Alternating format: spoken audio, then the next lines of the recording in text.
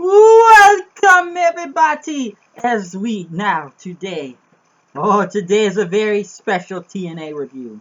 I could have done one last week, but why wait, which is now tonight.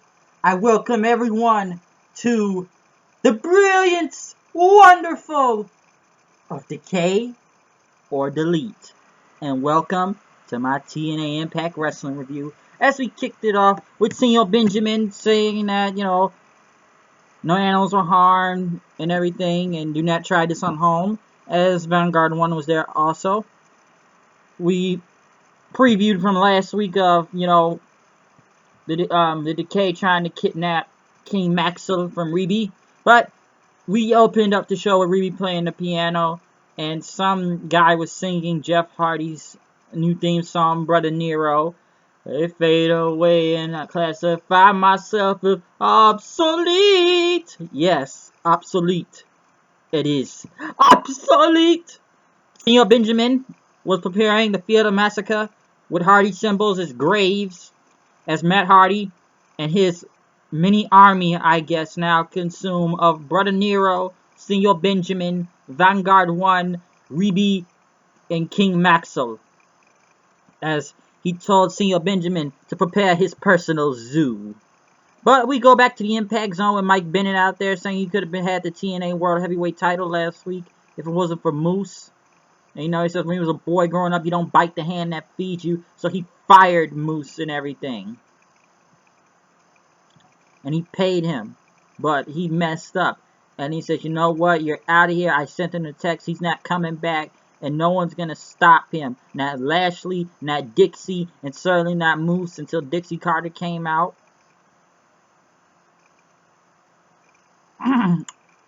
Dixie came out and told him, now, are you done yet? These fans here came to talk wrestling, which I see Dixie Carter's get that much reaction, but, you guys have done a lot in this company, but you need to remember who's running it. And Bennett says, she said, you will be in Bound for Glory, but Bennett says, I want to be in the world title shot. But he said, you're not going to be in the world title shot. Because at Bound for Glory, and we just signed this person again today, which was Moose.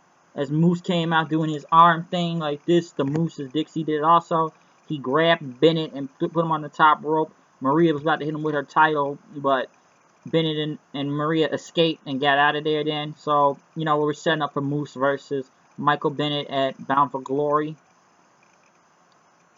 They were complaining backstage, and the Dixie as Bennett pretty much said refused to take this match. And Dixie said, if you don't, and Dixie also told Maria the Knockouts title, it's going to be a number one contender, so someone's got to face her for the belt then. So the board of directors said that. So if Bennett wants to have a world title shot again, you're going to have to fight Moose at Bound for Glory. Gail Kim and Jade went against Sienna and Allie, which Allie is over in the crowd, loves her, and they chanted for Allie, which Sienna was pretty much bullying her most of the time. Which, this whole storyline has gotten lost because I was supposed to be all about Gail Kim getting her hands on Maria, but it's kind of gone from Allie and her with the title and, Gail Kim being the TNA Hall of Fame. Jade and pretty much Sienna hit the silencer on Allie. Jade got the pin, and I guess they felt bad for Allie then, and she got up. Back at the Hardy's house, the compound, Matt Hardy, he rallied the troops as, we have brought everyone to the personal zoo. We must get in touch with our animal instincts. And my God, this has gone insane, really. He brought out the first president of the United States, George Washington, which is a giraffe, and fed him a carrot, and took Reeby's hats. And Jeff, you were going to a sparring match with Smoking Joe Frazier, which was a kangaroo. Holy crap, TNA's turning into Tekken tonight. It's like Roger from Tekken. We got kangaroos. Just give him some boxing gloves and he was good. And I guess the kangaroo won the match and got Matt also. And then Matt Hardy went to the monkey cage, which they went to the Spot Monkey Whisperer, as he had personal names for him. DJ Z, Andrew Everett, Mandrews, and also Matt and Nick Jackson, the Bucks of Youth. The Young Bucks are in it. They were all Spot Monkeys. I'm sure probably the Young Bucks because of the super kicks they do. And Jeff went up to DJ Z saying, I feel your pain. I've suffered with you. He suffers with him. He's a recovering Spot Monkey. Brother Nero. And he even brought them to his good friend, Genghis Khan, a real tiger, as the tiger left the battlefield then. So, it was awesome. That whole segment was just freaking awesome. So I think this is kind of gearing to the X Division, because all we see from the X Division is a fucking spot fest every week without no real direction, I feel like. They talk about rebooting the X Division. I was glad when Bobby Lashley took the belt from them, so at least give somebody a real contending chance of fighting for the X Division title. But, you know, they really need to do that. So I think this was a shot at the TNA creative for doing that. Even agreeing with Jeff saying, oh, being a spot fest. So the X Division really needs to get their act together, I feel like, but somebody needs to change it up. Billy Corgan had a huge announcement, which, thank God, they got rid of the King of the Mountain title, which has had so many freaking names, it makes no sense from the TV Legends and, what other title was there in the King of the Mountain? TV title, Legends title, King of the Mountain title, I probably don't remember, I could have swore it was 4, but moving on from global title, but moving on from that, we introduced a new championship, which I'm sure people will agree it's better than the goddamn Universal title with WWE's got going on, the Grand Championship. Until Drew Galloway came out then, which the belt looks actually nice and shiny and actually looks like a legit heavyweight championship. So, the Grand Championship looks pretty nice, I'll give it that.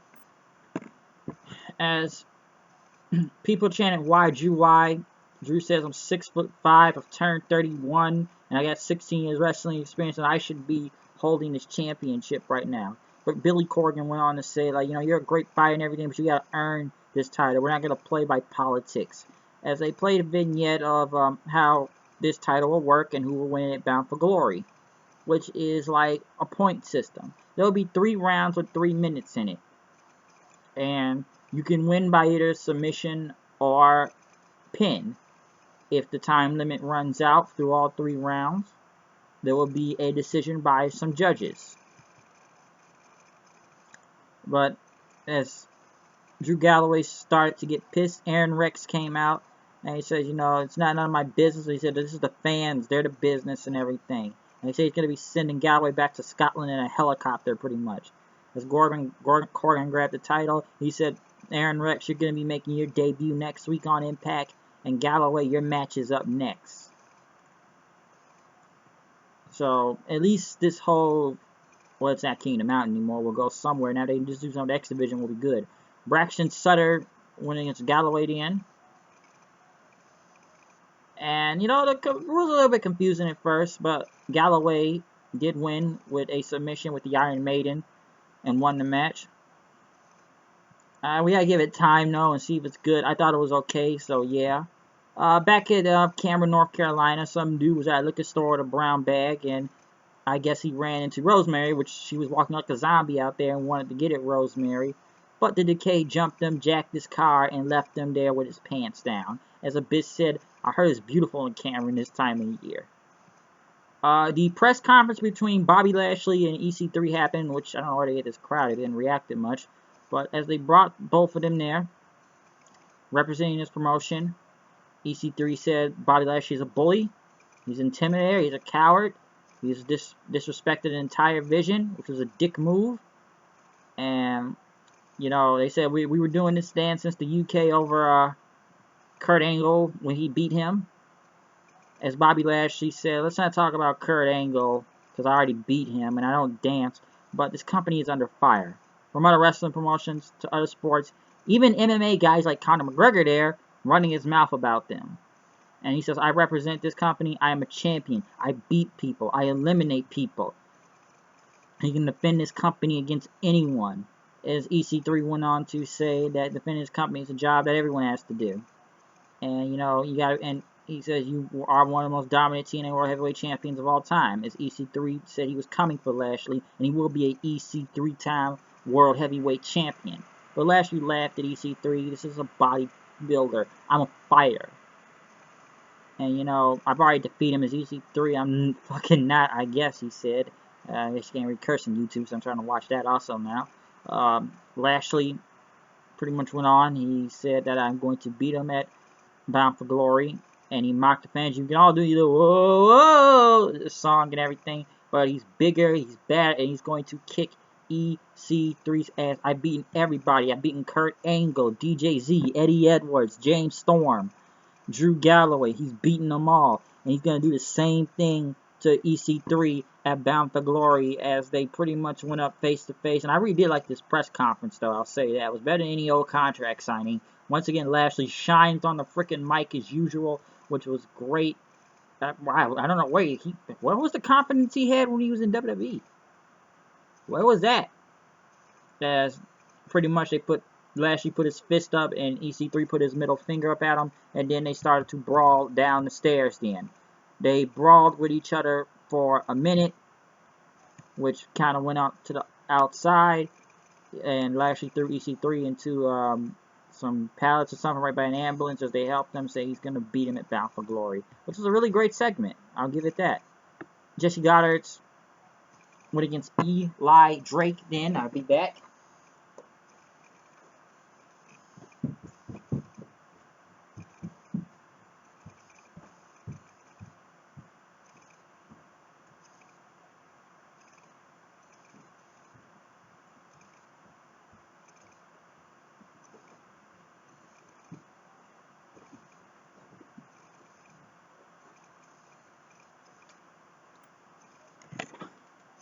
Against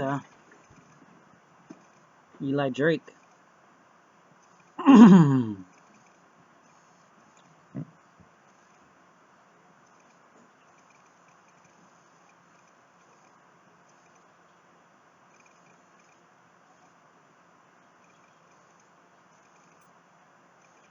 have to lower my voice here, but he went against Eli Drake. First round for the, TNA Grand Championship, which was a pretty good match. And Eli Drake actually got the pinfall doing a blunt force trauma move on him, which pretty much was really, really good. Some say this is almost like the Cruiserweight Classic in a way with with a tournament, but it's actually really good, and they actually had a great match, Goddard and Eli Drake. Tyrus the Fixer happened. Aaron Rex cut a promo talking about what he's done in the past. And he says he's going to be doing his debut match next week against Trevor Lee, as Mahabali Shir will also be facing Eddie Edwards in the tournament. But now, it was time.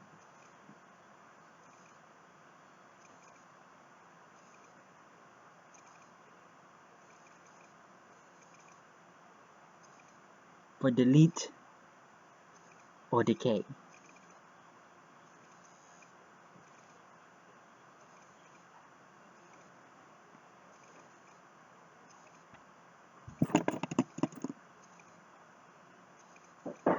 Okay, let's get so screwed over this review.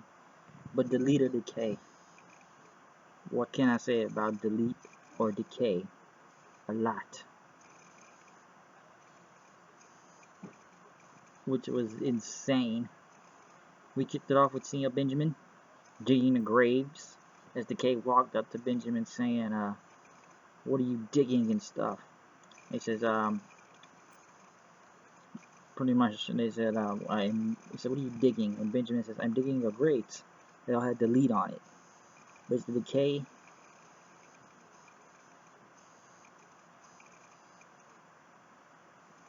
The Decay walked through the forest and pretty much came in with some voices they had. They saw the Hardy house, and when they walked up to it, pretty much they saw Ruby and Maxwell through the window, but when they walked up closer and closer, they ran into Matt, Jeff, and Ruby, pretty much holding Roman candles and everything, and they fired at them, yelling, delete, delete, delete, as Abyss said, this is not beautiful.